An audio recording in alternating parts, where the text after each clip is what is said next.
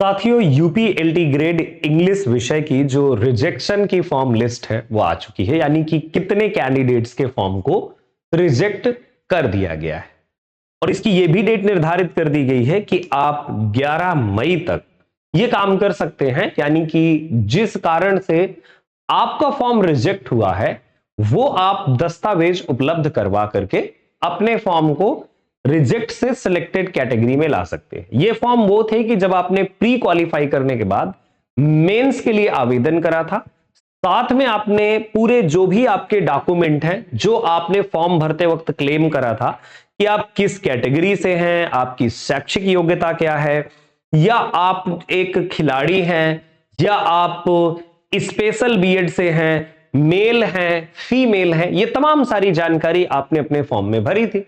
उसके बाद आपने प्री क्वालिफाई करा, फिर आपसे दस्तावेज मांगे गए जब आपने मेंस का फॉर्म भरा, और उन दस्तावेजों में वो आप नहीं प्रूव कर पाए जो कि वांछित था, यानी कि जो आपने फॉर्म में भरा हुआ था और जिसकी वजह से आप प्री क्वालिफाई हुए थे।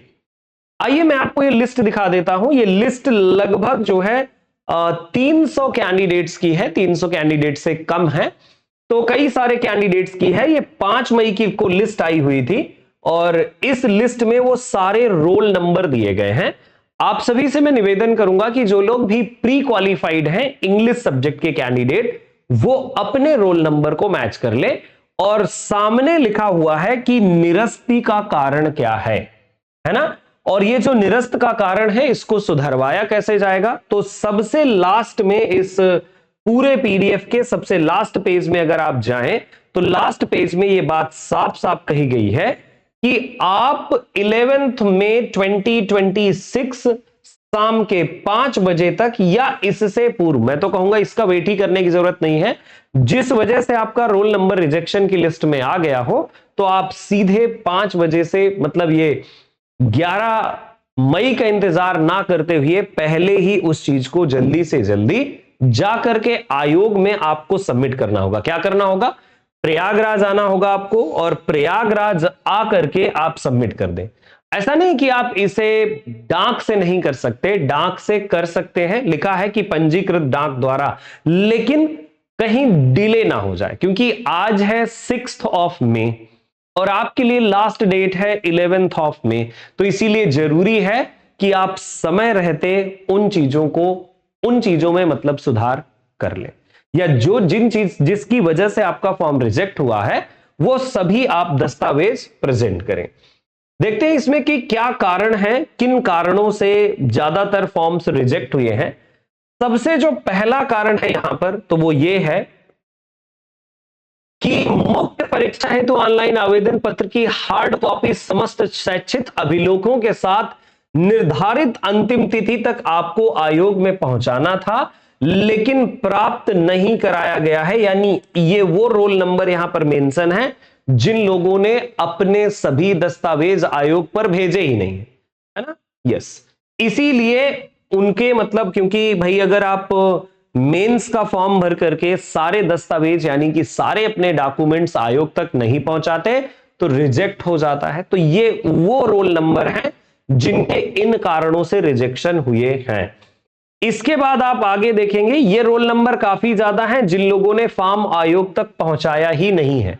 तो आप वो जिनका भी रोल नंबर इसमें हो, कुल मिलाकर के 146 कैंडिडेट ऐसे हैं जिन कैंडिडेट्स ने ये नहीं किया हुआ है। दूसरा जो पार्ट है यहां पर वो ये है कि अभ्यर्थीगण द्वारा प्रश्नगत पद हेतु निर्धारित अनिवार्य शैक्षिक अर्हता भारत में विधि द्वारा स्थापित किसी विश्वविद्यालय या मानित विश्वविद्यालय से अंग्रेजी साहित्य के साथ स्नातक की उपाधि धारित ना किए जाने के कारण ये वो रोल नंबर हैं जिनके रिजेक्ट हुए हैं फॉर्म। और कारण क्या है? तो कारण ये है कि अंग्रेजी साहित्य के साथ उनकी स्नातक की डिग्री नहीं है। तो ये उन कैंडिडेट्स के रोल नंबर हैं। आप ये रोल नंबर्स जरूर चेक करें, कहीं आपका नाम ना हो, क्योंकि ये बहुत जरूरी पार्ट है आप सभी के लिए, है ना। ठीक है, रुकिए थोड़ा सा, रुकिए रुकिए, वहां से नहीं, रुकिए रुकिए रुकिए। तो साथियों ये वो लिस्ट है जिनमें अभ्यर्थी गणों ने जिनकी मतलब निर्धारित अनिवार्य शैक्षिक अहर्ता नहीं है, मतलब उन्होंने किसी विश्वविद्यालय से अंग्रेजी साहित्य के साथ स्नातक नहीं किया हुआ है। ये रोल नंबर है यहां पर मेंशन है, और आप अपना रोल नंबर जरूर चेक करिएगा। सर्च करने से नहीं आ रहा है, एक बात और ध्यान दीजिएगा, हो सकता है कि आपके पास कोई ऐसा स्पेशल पीडीएफ हो जिससे सर्च करने पर आ जाए, लेकिन इस पीडीएफ से मैंने सर्च करके ट्राई किया है, आता नहीं है सर्च करने पर।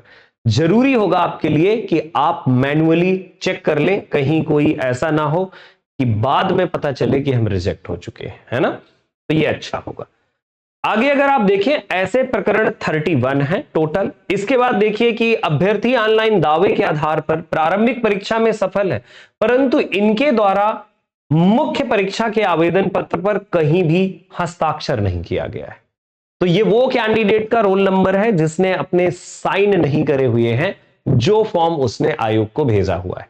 तो वो क्या करेगा, अपने फॉर्म, अपने पूरे के पूरे जो डॉक्यूमेंट्स हैं उनको वैसे ही लेकर के स्वप्रमाणित करके, जहां भी सिग्नेचर की फॉर्म में जरूरत है वहां करके वो आयोग जाएगा और सबमिट कर देगा। ठीक है। इसके बाद ये कुछ वो रोल नंबर हैं। प्रश्नगत पद हेतु निर्धारित अनिवार्य शैक्षिक अहर्ता 2, भारत में एनसीईआरटी द्वारा मान्यता प्राप्त किसी कोर्स में शिक्षा स्नातक यानी बीएड। तो ये वो कैंडिडेट हैं जिन्होंने अप्लाई कर दिया और क्वालिफाई हो गए प्री। बीएड इनका जो है क्या है, अंतिम तिथि तक बीएड नहीं हो पाए, तो 2 सीट ये लोग खा गए हैं, है ना। बीएड है नहीं उनका, अब जब अपीयरिंग में होंगे तो डाल दिया, अब प्री क्वालिफाई हो गए, 2 लोगों का भला हो सकता था, तो ये 2 सीटें, है ना। अभ्यर्थीगण ऑफलाइन दावे के आधार पर प्रारंभिक परीक्षा में सफल है, परंतु इनके द्वारा मुख्य परीक्षा के आवेदन पत्र प्रस्तुत ना कर केवल शैक्षणिक अभिलेख, ये देखिए ये वो कैंडिडेट हैं जिन कैंडिडेट्स ने अपना फॉर्म नहीं भेजा, सिर्फ और सिर्फ अपने शैक्षणिक जो भी उनके प्रमाण पत्र हैं उनको भेज दिया है, लेकिन अपने फॉर्म को उसमें संलग्न नहीं किया है। फॉर्म के साथ ही आपको सभी दस्तावेज भेजने थे। सो मुख्य परीक्षा के आवेदन हेतु जारी विज्ञप्ति के प्रस्तर 3 तथा विज्ञापन के विशेष अनुदेश के 6 में उल्लिखित शर्तों का अनुपालन ना किए जाने के कारण तो उनको क्या करना था कि आवेदन पत्र के साथ अपनी शैक्षणिक अभिलेख प्रस्तुत करने थे। तो ये वो रोल नंबर है। इसके अलावा यहां पर वो है कि जो अधिवयस्क है, यानी कि जो एज लिमिट क्रॉस कर चुके हैं। इसके अलावा देखें, ऑनलाइन दावे के आधार पर अभ्यर्थीगण को डीएफएफ श्रेणी का माना गया, किंतु अभ्यर्थीगण द्वारा आवेदन पत्र के साथ डीएफएफ प्रमाण पत्र संलग्न नहीं किया गया। यानी कि आपने डीएफएफ के लिए क्लेम करा है लेकिन आपने प्रमाण पत्र नहीं दिया। अपना रोल नंबर चेक कर लीजिए और अपने प्रमाण पत्र जाकर के दे दीजिए अगर आप सही हैं, क्योंकि हो सकता है कि वो चीज आपके पास ना हो और आपने गलती से वो कर डाला। अब यह है अभ्यर्थीगण द्वारा प्रश्नगत परीक्षा के ऑनलाइन आवेदन पत्र में जहां पर पुरुष अंकित किया गया है लेकिन अभिलेख महिला के हैं, मतलब ये महिलाएं हैं, पुरुषों की श्रेणी में इन्होंने आवेदन कर दिया है ना। पुरुष अंकित किया गया है लेकिन हैं वो महिलाएं, तो इसका मतलब इनके फॉर्म रिजेक्ट हो चुके हैं। तो अगर ऐसा है कि आप पुरुष ही हैं, महिला नहीं है, तो आप अपना जो भी शैक्षणिक जो भी प्रमाण पत्र है वो प्रस्तुत करें। ये तो देखो यहां पर मुश्किल हो जाएगा, ये तो मतलब 4 रोल नंबर ये गए, क्योंकि ये मुश्किल हो जाएगा कि क्योंकि आप अगर फीमेल हैं और मेल में भर दिया था आपने, तो अब वो चेंज होना नहीं है। आप क्योंकि मतलब जिस आधार पर आप क्वालिफाई हैं, पुरुष के आधार पर क्वालिफाई हैं, आप फीमेल हैं, तो वो होना नहीं, क्योंकि पुरुषों के लिए और महिलाओं के लिए अलग अलग जो है सीटें। अभ्यर्थीगण के हाई स्कूल के अंक पत्र प्रमाण पत्र में जन्म तिथि तथा मुख्य परीक्षा के आवेदन पत्र में जो जन्म तिथि अलग है, डेट ऑफ बर्थ का ये मैटर है। जिन लोगों की डेट ऑफ बर्थ गलत है तो डेट ऑफ बर्थ अपनी सही, यानी कि जो आपने फॉर्म में भरी है वो आपके शैक्षणिक उसमें होना चाहिए, आपके जो भी प्रमाण पत्र हैं उनमें होना चाहिए। सॉल्यूशन ये है कि प्रमाण पत्र में मान लीजिए कि आपने फॉर्म भरते वक्त अगर गलती कर दिया है तो उसके लिए कुछ आप ऐसा प्रोवाइड कीजिए, और हो सकता है कि आयोग आपके किसी एफिडेविट वगैरह को मान ले कि आपने मतलब गलती से आपकी फॉर्म में भर गई है, ये आपकी जो है ईयर ऑफ बर्थ या डेट ऑफ बर्थ आपका XYZ है ना। तो उसके लिए आप अपनी कोशिश ये करें, क्योंकि देखिए इसके अलावा और तो कोई कोशिश कर नहीं सकते आप। हाई स्कूल के और अंक पत्र प्रमाण पत्र तो इतनी जल्दी बदलवा नहीं पाएंगे, और ना ही आप आवेदन पत्र में सुधार कर पाएंगे, तो वही एक ऑप्शन बन सकता है आपके लिए, ठीक है।